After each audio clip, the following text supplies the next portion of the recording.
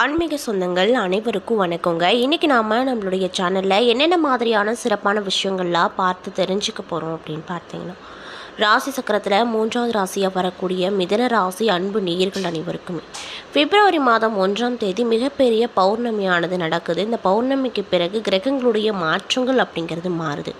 இதனால் உங்களுக்கு என்ன விதமான மாற்றங்கள் கிடைக்க போகுது, என்னென்ன விஷயத்தில் நீங்கள் ரொம்ப கவனமாக இருக்கணும், என்னென்ன விஷயங்கள்லாம் உங்களுக்கு பரிகாரங்கள் மாதிரி சொல்லப்பட்டிருக்கு அப்படிங்கிறத பற்றியும், உங்களுக்கு இந்த காலகட்டத்தில் ஏதாவது கெட்ட விஷயம் நடக்கிற மாதிரி இருந்தால் அதை தடுக்க என்னென்ன மாதிரியான விஷயங்களை நீங்கள் செய்யணும் அப்படிங்கிறத பற்றியும் தான் நான் இன்றைக்கி இந்த வீடியோ பதிவின் மூலியமாக முழுசாக உங்கள்கிட்ட ஷேர் பண்ணிக்க போகிறேன்.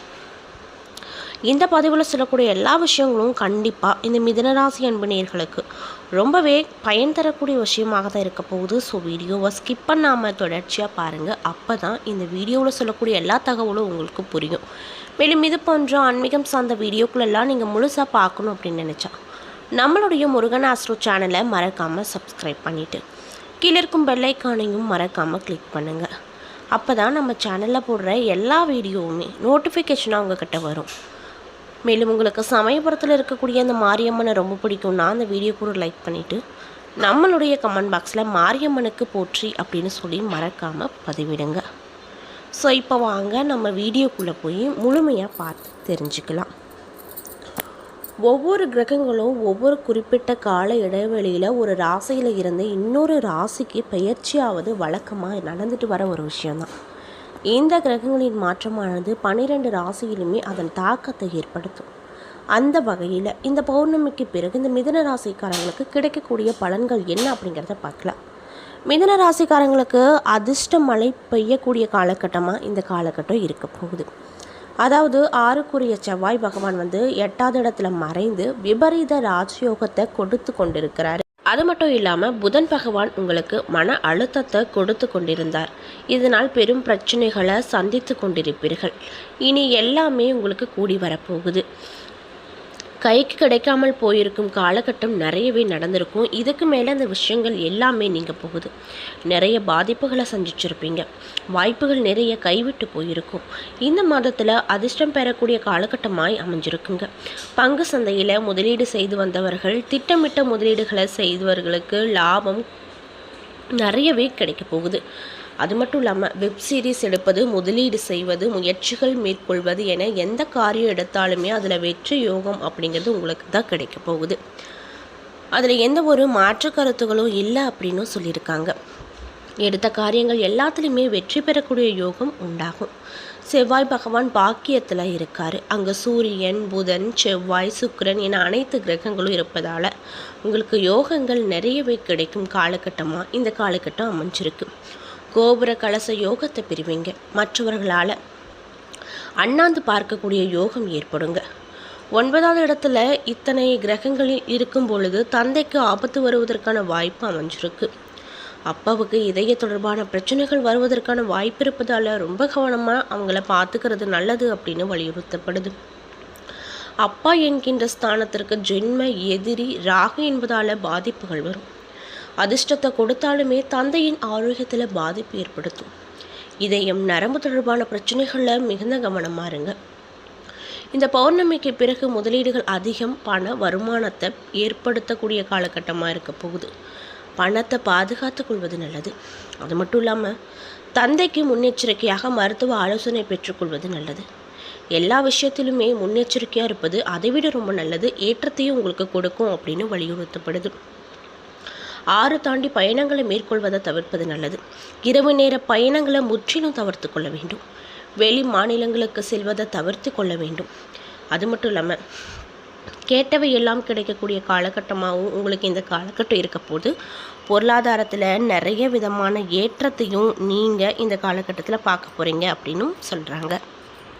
அதே போல் மிதுன ராசியில் இருக்கக்கூடிய மிருகசீரிஷம் 3 மற்றும் 4ஆம் பாத நட்சத்திர நண்பர்களுக்கு இந்த காலகட்டம் எப்படி இருக்க போகுது அப்படின்னு பார்த்தீங்கன்னா, ராசிநாதன் அஷ்டமஸ்தானத்தில் சஞ்சரிப்பதால் பெரிய யோகங்கள் உங்களுக்கு கிடைக்கும். மறைந்த புதனால் நிறைந்த செல்வத்தை கொடுக்கக்கூடிய வகையில் உங்களுக்கு விதி அமைஞ்சிருக்கு. அவர் சூரியனோடு இணைந்து சஞ்சரிக்கும் பொழுது புத ஆதித்ய யோகத்தை உண்டாக்குறாரு. அதனால் உங்களுக்கு நிறைய விதமான மாற்றங்கள் கிடைக்குங்க. உங்கள் புத்திசாலித்தனமும் அனுபவமும் இந்த நேரத்தில் உங்களுக்கு கை கொடுக்கும். அதனால் கவலைப்பட வேண்டாம். எந்தவித நெருக்கடிகள் வந்தாலுமே அதை சமாளிக்கும் சக்தி கிடைக்கும். சகாயஸ்தானத்தில் சஞ்சரிக்கக்கூடிய கேது உங்கள் முயற்சிகளை வெற்றியாக்குவார். நினைத்த வேலைகளை நடத்தி கொடுப்பாரு. மற்றவங்களால் முடிக்க முடியாத வேலையும் நீங்கள் முடித்து காட்டுவீங்க. தொழில் எதிரிகள் விலகி செல்வாங்க. அதிர்ஷ்டக்காரகன் அப்படின்னு சொல்லக்கூடிய சுக்கிரனும் சாதகமாக சஞ்சரிப்பதால் பொன் பொருள் சேரும். பெண்களின் மனதில் இருந்த குறை நீங்கும். வியாபாரத்தில் ஏற்பட்ட தடைகள் விலகப் போகுது. விற்பனையும் வருமானமும் அதிகரிக்கும். பணியாட்களுக்கு மேலதிகாரிகளின் ஆதரவு கிடைக்கும். மாணவர்கள் படிப்பில் கூடுதல் கவனம் செலுத்துவது நல்லது. விளைச்சல் வீடு வந்து சேரும் வரை விவசாயிகள் கவனமாக இருக்க வேண்டும். அதே போல் உங்களுக்கு அதிர்ஷ்டம் தரக்கூடிய நாட்கள் பிப்ரவரி 5, 9. செய்ய வேண்டிய பரிகாரம் முருகப்பெருமான வழிபட நன்மை கிடைக்கும். மேலும் திருவாதிரை நட்சத்திர அன்பர்களுக்கு இந்த காலகட்டம் எப்படி இருக்க போகுது அப்படின்னு பார்த்தீங்கன்னா, ஜீவனக்காரகனாக இருக்கக்கூடிய சனியும் யோகக்காரகனாக இருக்கக்கூடிய ராகுவும் பாக்கியஸ்தானத்தில் சஞ்சரிப்பதால் நன்மை அதிகமாக கிடைக்கும். உங்கள் வேலையிலோ வருமானத்திலோ முன்னேற்றத்திலோ தடைகள் இல்லை என்ற நிலை உருவாகும். என்ன வந்தாலும் எல்லாத்தையும் சமாளிக்கக்கூடிய சக்தி உங்களுக்கு கிடைக்கும். பணியாட்களுக்கு ஒரு பக்கம் மறைமுக தொல்லைகள் இருந்தாலுமே மேலதிகாரிகளின் ஆதரவு கிடைக்கும். சுய தொழில் செய்பவர்களுக்கு எதிர்பார்த்த ஆதாயம் கிடைக்கும். பணியாட்களின் ஒத்துழைப்பு கிடைக்கும். புதிதாக என்ன செய்யலாம் என யோசிப்பீங்க. எடுத்திருக்கக்கூடிய முயற்சிகளில் முடிவு அப்படிங்கிறது உங்களுக்கு ஏற்ற வகையில் தான் இருக்கும். கடந்த மாதம் வரை குடும்பத்தில் இருந்த அந்த நெருக்கடி பிரச்சனைகள் நீங்கும். அந்நீரால் கணவன் மனைவிக்குள்ளே ஏற்பட்ட சச்சரவுகள் முடிவுக்கு வரப்போகுது. மேலும் ஒற்றுமை அதிகரிக்கும். புதிய இடம், வீடு, வாகனம் வாங்கக்கூடிய முயற்சியில் வெற்றி கிடைக்கும். அதே நேரத்தில் உங்களுடைய லாபாதிபதியான செவ்வாயும் சகாயஸ்தானாதிபதியான சூரியனும் அஷ்டமஸ்தானத்தில் சஞ்சரிப்பதால் அனைத்திலுமே கூடுதல் கவனம் தேவை. பணியாட்கள் இந்த நேரத்தில் தங்களுடைய பொறுப்புகளில் கவனமாக இருப்பது நல்லது அப்படின்னு சொல்லப்படுது. அது மட்டும் இல்லாமல் உங்களுக்கு அதிர்ஷ்டம் தரக்கூடிய நாட்கள் பிப்ரவரி 4, 5. செய்ய வேண்டிய பரிகாரம் தில்லை காளியை வழிபட முன்னேற்றங்கள் உண்டாகும். மேலும் புனர்பூசம் நட்சத்திர அன்பர்களுக்கு இந்த காலகட்டம் எப்படி இருக்குன்னு பார்த்தீங்கன்னா, ராசிக்குள்ளே வக்கரமாக சஞ்சரிக்கக்கூடிய குரு மனதில் குழப்பத்தை கொடுப்பாரு. இன்னும் சிலருக்கு எதிர்பாராத இடமாற்றம் அலைச்சலும் உண்டாக்க செய்வார். செலவுகள் அதிகரிக்கும் என்றாலும் கூட அதன் வழியே உங்கள் நிலையிலும் நன்மைகள் கிடைக்கும். உடலில் ஏற்பட்ட பாதிப்புகள் நீங்க போகுது. வீண் வம்பு வழக்கு தொல்லைகள் என்றிருந்த நிலை மாறப்போகுது. திடீரென வாய்ப்புகள் தேடி வரும். பாக்கியஸ்தானத்தில் சஞ்சரிக்கக்கூடிய சனியும் ராகுவும் போட்டி போட்டு உங்களை முன்னேற்ற பாதையில் நடைபோட வைப்பாங்க. மேலும் அஷ்டமஸ்தானத்தில் சஞ்சரிக்கக்கூடிய சூரியனும் செவ்வாயும் உடல்நிலையில் கொஞ்சம் அசத்தை ஏற்படுத்துவாங்க.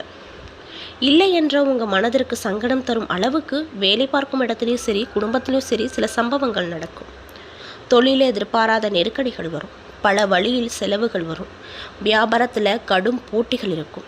எதிர்பார்த்த லாபம் கிடைப்பதற்கு தாமதமாகும் என்றாலும் கூட இவற்றையெல்லாம் உங்களால் சமாளிக்க முடியும். திருமண வயதில் இருக்கக்கூடியவங்களுக்கு வரன் தேடி வரும். கலைஞர்களுக்கு எதிர்பார்த்த ஒப்பந்தங்கள் கையெழுத்தாகும். வெளிநாடு செல்வதற்கு மேற்கொண்ட முயற்சிகள் வெற்றி பெறும். அரசியல் துறையில் இருக்கக்கூடியவங்களுக்கு தலைமையை அனுசரித்து செல்வது நல்லது. அது மட்டும் இல்லாமல் மாணவர்கள் படிப்பில் மட்டும் கவனத்தை செலுத்துவது அதைவிட ரொம்ப நல்லது அப்படின்னு சொல்லப்படுது. மேலும் உங்களுக்கு அதிர்ஷ்டம் தரக்கூடிய நாட்கள் பிப்ரவரி 3, 5, 12. செய்ய வேண்டிய பரிகாரம் வள்ளி அம்மனை வழிபட நன்மை கிடைக்கும்.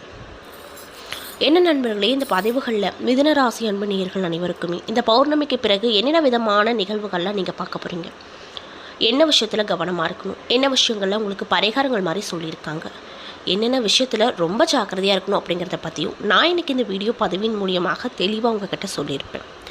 இந்த பதிவில் சொல்லியிருக்கக்கூடிய எல்லா விஷயமும் கண்டிப்பாக உங்களுக்கு பயன் தரக்கூடியதாக அமைஞ்சிருக்கும். ஸோ வீடியோ பிடிச்சிருந்தால் லைக் பண்ணுங்கள், ஷேர் பண்ணுங்கள். அது மட்டும் இல்லாமல் இது போன்ற ஆன்மீகம் சார்ந்த வீடியோக்கள் எல்லாம் நீங்கள் முழுமையாக பார்க்கணுன்னா நம்ம சேனலை மறக்காமல் சப்ஸ்கிரைப் பண்ணிவிட்டு கீழே இருக்கும் பெல் ஐக்கானையும் மறக்காமல் கிளிக் பண்ணுங்கள். அப்போ தான் நம்ம சேனலில் போடுற எல்லா வீடியோவுமே நோட்டிஃபிகேஷனாக உங்கள்கிட்ட உடனுக்குடனே வந்து சேரும். நன்றி.